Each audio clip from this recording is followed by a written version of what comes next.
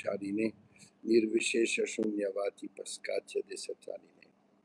Reporting to you from the Purushottama Mass 2026, one day after the Padmini Ekadasi, the day of the return of the divine couple to the spiritual world. Special day, absolutely unique day. I wondered when will be the day that I can also go to that destination where there's no return to the material world. But anyhow, everything happens when it's supposed to happen. By the Supreme Lord, He is controlling everything.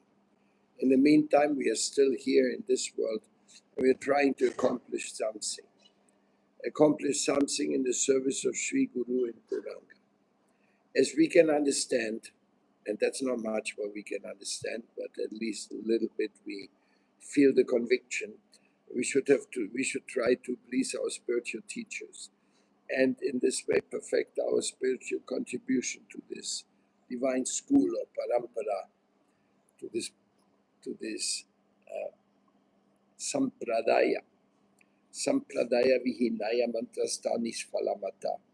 If something which is given is not in the sampradaya, it has no value. So we have to be in our sampradaya. This is essential. What is the sampradaya? What is that? That unique manifestation in this world. The sampradaya are the divine teachings, and they are realized by those who got the mercy, who have somehow surrendered their heart and soul to the divine teachings, so that Paramatma in the heart will remove all the clouds and doubts and gives a clear understanding of what's supposed to be done. So we are working for the Vishwa Vaishnava Rajshava very hard now, because we want the people to understand that this is Krishna consciousness, this is God consciousness, and not society consciousness. Very often we see that Krishna consciousness gets confused by the one or the other members of societies. They make it kind of a society consciousness, or they make a guru cult.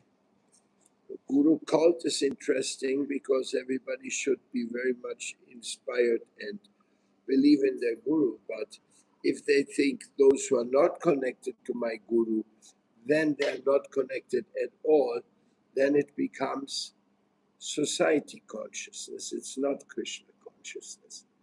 That is sometimes happening, especially also when some gurus are very famous and they have many, many disciples or many members. Then they may think, oh, this Krishna consciousness is what we are representing, what we are having at our hand.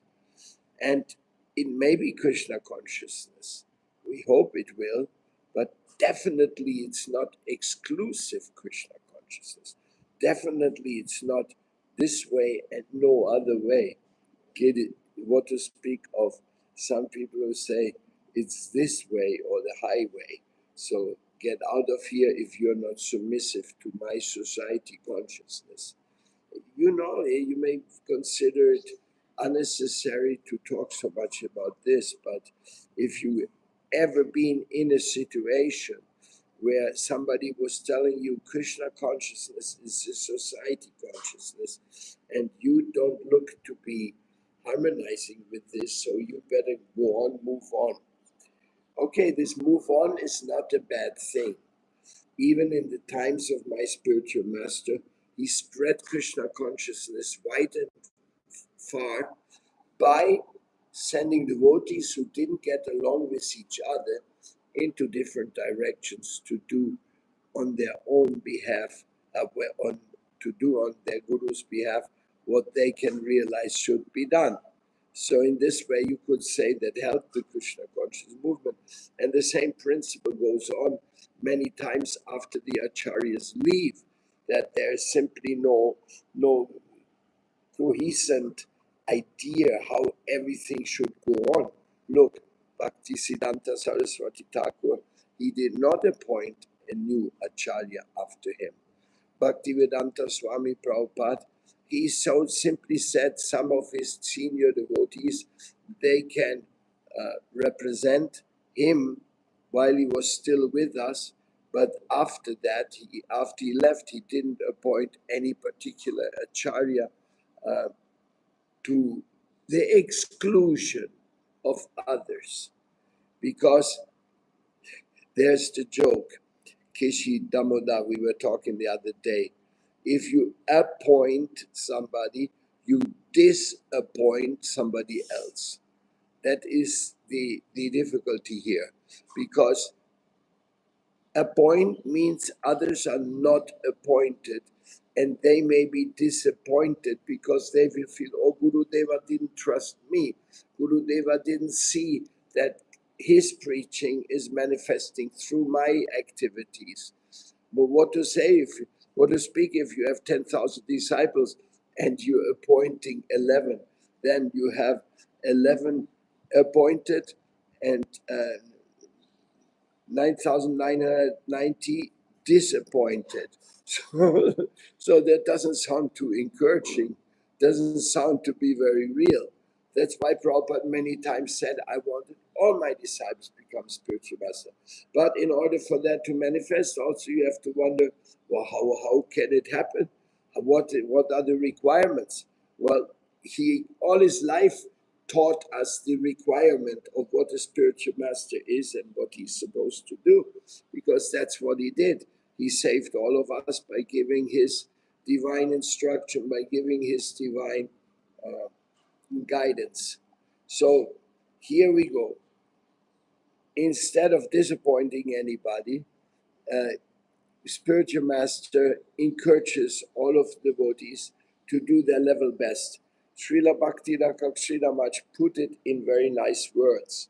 He said, it is the duty of every disciple to give to others what he received from his guru, to his heart's content.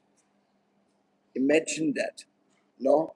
Every disciple has to give to others what he got from his guru to the maximum extent of his capacity, obviously. You can't give anything you don't have. So since we don't have anything, we have to be transparent via media of our Guru Varga, of our Guru Tattva, of our Paramatma and our spiritual master's blessing. So this is basically what we are discussing in great extent, especially as the World Vaishnava Association is accommodating so many devotees. Just recently, it has come quite often that devotees who were initiated in one mission, then they took sannyas in the Gaudiya Math because in their mission they were not given great facilities for becoming a sannyasi. And then they were practically obliged to identify themselves now as, well, as a leader, as somebody who is going to start a new mission. Well, that's what happened to Srila Prabhupada.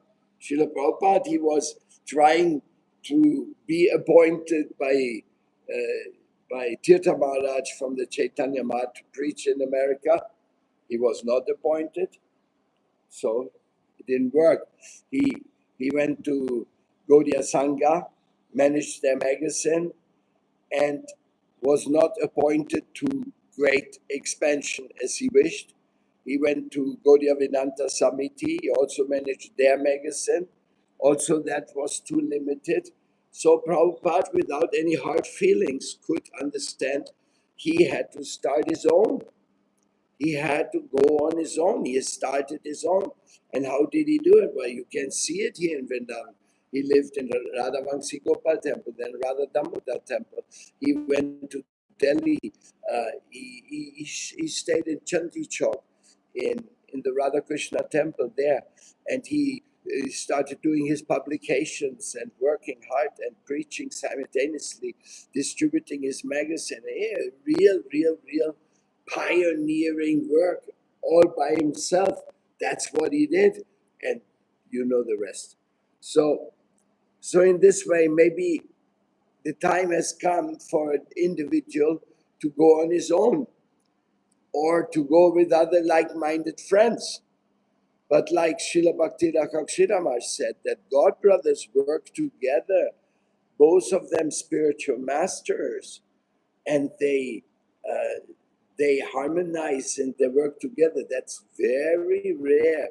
That is very unlikely. It did happen so. Madhava Maharaj, Bhaktidaita Madhava Maharaj, and Bhakti Pramod Puri Maharaj, they worked together side by side. But eventually, at the end, Puri Maharaj had to start the Gopinath Gaudiya Math because inside the Chaitanya Gaudiya Math, there could not be another Acharya by the wish of the founder. So then another case comes. Yeah, there's Siddhanti Maharaj and another Maharaj who helped him. They did the mission in Bengal, in Orissa, and they worked together. But this is exceptional. Look at Viraha and Pramana in Venezuela. They could not work together. They had to split in order to do their work with their disciple section. And there's other cases we can also see.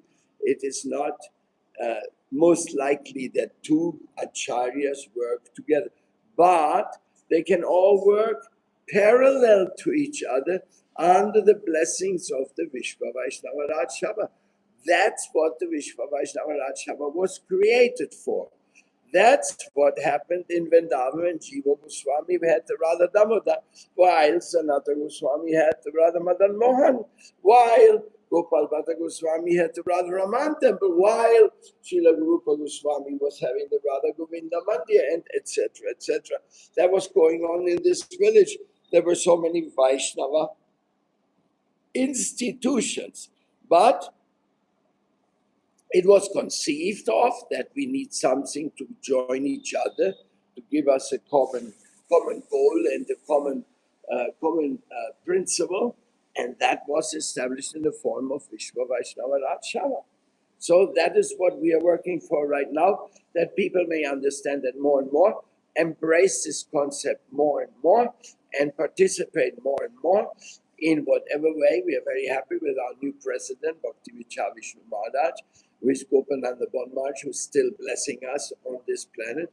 We are very happy with our new co-chief secretary, Shankar Shan Prabhu, disciple of Bhakti Vichar Vishnu Maharaj from Sri Krishna Chaitanya Mission.